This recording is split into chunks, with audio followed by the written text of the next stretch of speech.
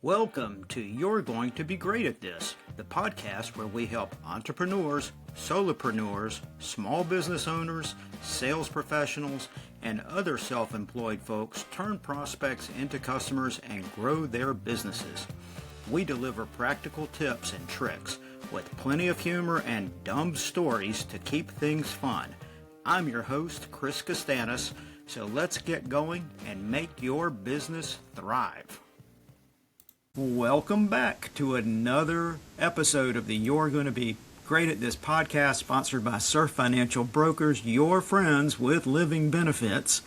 And today I have got an awesome guest. We've been talking a little bit before we recorded this, and she and I are just cracking each other up here. I don't know what's going on. This is Miss Judi Hayes, and Judi is, for lack of a better word, a sought-after LinkedIn strategist, speaker, and author. She helps leaders become visible experts and turn their online presence into trusted business assets in an AI-driven world. And we live in that driven world right now, don't we, Judi? Thank you for coming on, and how are you doing today? I am fine. This is my AI rendition, by the way, because I'm down by the beach. No, it's virtual Judi. What do they call that? My digital twin. Yeah, this is my digital twin. How's she looking? That's nice. I'm doing great, Chris. I'm doing great. It's so nice to meet you. And you're in New York City. New York City? Yes. The city's so nice, they named it twice. I know, right up the block from you. Yeah. Yeah. I'm down here in lovely South Carolina, on the coast, Nice. praying that hurricanes don't get us this year. Tell us a little bit, just in like 2 sentences or so, how you became a LinkedIn person, and also I'm curious about that book over your shoulder. I want to hear about the book as well. That one. See, I can point to it. Yes. For those of you who can see. Okay, 2 sentences. Gosh, I resisted. You've all heard of niches, right? And I resisted claiming a niche because I'm a marketer. I do marketing. I grew up in direct marketing. Back in the day, I started in New York City advertising, and but then I got into digital marketing, so that was a specialty, but it wasn't special enough. And then I got into social media marketing, a little bit more special, but again, a lot of people doing that. When I said, you know what, I really like LinkedIn, and back in 2012 was when I really got in deep. Most people like LinkedIn. I was like, oh my gosh, who does that?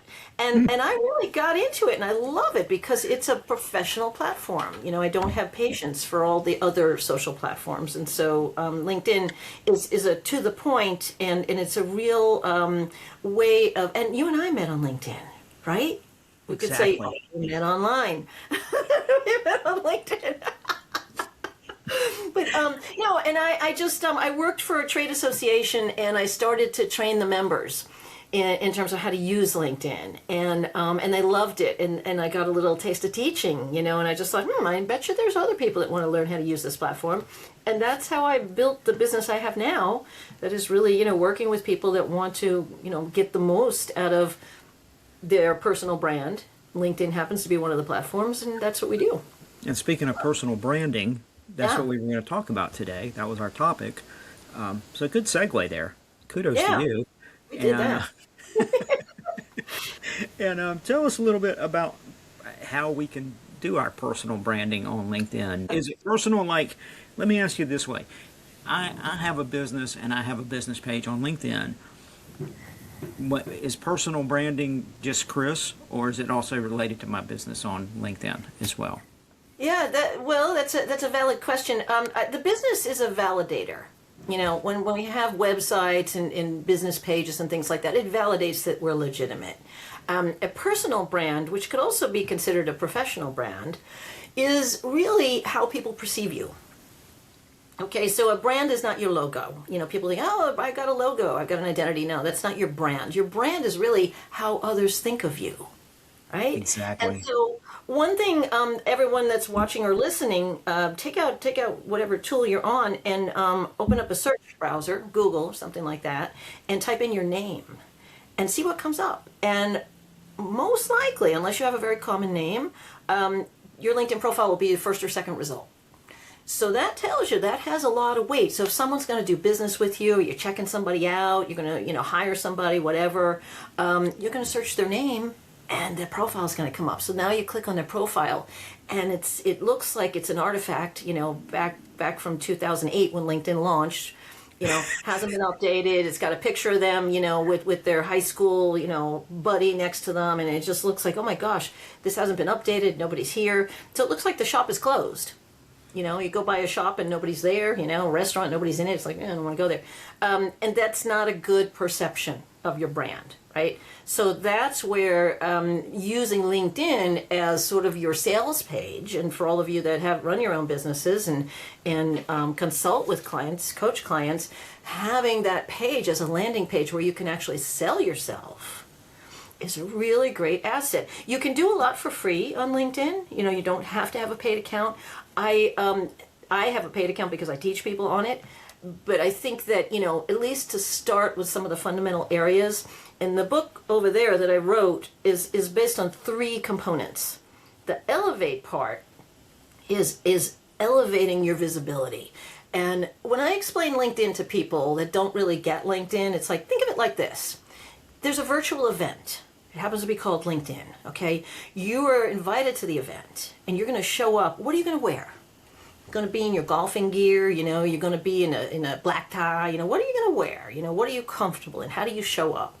That's your profile, okay? That's the elevate part. It's like, because people are going to see you, and they'll, form in their 3-second assessment of you. They'll form some kind of opinion based on how you look, right?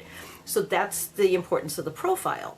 So the next part of this wonderful event is that there's a lot of people there. There's some people I know. There's some people that are friends of friends. There's some famous people there. There's some people that I have no idea who they are, but they look interesting. And so that's the expand part. So that's the network. Okay, those are all the people at the event, which is your connections. And your connections of connections, okay? And you want to get introduced to people. You want to kind of mingle into conversations. And then the third component is, you ever notice, like, when there's an event or someone comes to your house or something, everyone congregates around the food or the bar or whatever it is. They're always around there, And that's the content and the messaging and all that. That's where everyone engages, So it's like you always want to kind of get in on these conversations, That's when you leave a comment. You're getting in on a conversation, or if you're starting a conversation, So when those 3 things work together, you can't have one without the other. It's not pick 2. It's like you got to have all 3 working in order to have a fulfilling LinkedIn engagement. That's good stuff. Yeah, there's no way out of that, because you could have a beautiful profile. I've had clients hire me, paid me very well to do their profile, and then, they didn't want to do any of the other stuff. And then they come back a couple months later and they say, well, nothing's really changed. I mean, yeah. I said, well, are you growing your network? Are you engaging with people? Are you showing up? Nah, I don't really feel like doing that. It's like, well, it's not going to work. I will guarantee that. So think of it this way. You got to dress for the party. You got to make sure you're mingling and talking to people and meeting new people. And then you've got to put yourself out there. Say something. Comment. Send a message. That's good. There you have. Yeah, you like that? Like that. I mean, we're gonna take a quick break. Yes. Listen to our sponsor, and we'll come right back because I have a comment I want to add to that as well. So we'll be right back. Hey everybody, this is Chris, and if you are self-employed like me, then you probably don't have access to group benefits. And if that's the case, look up Surf Financial Brokers on the web at surffinancialbrokers.com. They have a full suite of benefits available: dental, vision, disability insurance, life insurance, all kinds of things that can help you protect you, your family, and your business. surffinancialbrokers.com, your friends with living benefits. Now let's get back to the rest of our show. And we're back, and we're here with Judi Hayes, who was just drinking some coffee, and I was trying to catch her with a mouthful. But I do that to people all the time on purpose, like restaurants and stuff. I wait till they got just... Yeah, like, Anyway, so you were just giving us the 3 E's of networking on LinkedIn. And as you were talking, that little tiny wheel in my head was turning a little bit. And I was thinking there's so many similarities to in-person networking and LinkedIn networking sometimes because, Yeah. sometimes you'll see that post and there'll be 5,000 comments on it and a million likes or whatever, and everybody's jumping into that same pool. And it reminds me of if you go to a networking meeting and everybody's around the food, like you said, but there's always that one little wallflower person at a networking event that's sitting over on the side. And I tell everybody, you go to a networking event and you see that person, go to them and talk to them Yeah. because you are going to be their hero. They're uncomfortable, and just go over and say hey and introduce yourself. And it's the same thing on LinkedIn. I'll find that person that gets 0 likes. Nobody ever likes or comments on anything they do. And I go in there and I'm like, this is awesome information. Thank you for sharing it. And the next thing you know, I'm kind of like, I don't want to say I'm the good kid, but whatever. I mean, they like me now, and I've got a better chance of getting some referrals out of them than jumping into that quagmire that was another post. Have you ever noticed anything like that? Oh, all the time. I'm glad you brought up that analogy because before COVID, okay, the idea of LinkedIn and Zoom and all these other things was kind of foreign. People were like, and then after COVID, that's when my business just went off exponentially because people realized, wow, we're not doing trade shows right now. We're not traveling. We still have to grow our business. How are we going to do that? Well, LinkedIn being that platform. So, there are some people, I think there's a lot of fear of, oh, I'm going to say something stupid. Guess what? There's edit and delete. Those are 2 great features. I use them. Or I don't know what to say. Well, then pretend you're in real life and somebody just said something. Would you respond to it? Or let's say you post something and some people put comments on there and you never respond to it. That's like somebody saying something to you and you're just walking away and just ignoring it. Yeah. So there's a lot of parallels to in real life, and I think that I like LinkedIn as not a lead generation tool, but as a credible verification. I want to know the person is the real deal. I'm looking for somebody very specific for a project I'm working on. So now I'm searching and I'm really looking at the profiles to understand, is this person really or do they know what they're talking about? Or would they say they talk about, I love looking at these LinkedIn experts and then you look at their profile and it's like, seriously? it's like, it just, when you have the opportunity to embellish and really, take out every feature you can use on LinkedIn, it only serves you in the best light. There's no wrong way to do it. The wrong way to do it is that you don't know your password and you don't know how to log into it, and you just realize you missed 5 opportunities because you didn't respond to any messages. Yeah. But And no, of course, there's the big no-no on LinkedIn of course is, sending somebody a request to connect, and then as soon as they say yes, you start spamming them with all your sales. Oh my God, that's the worst. I'm like, don't do that. We call that pitch slapping.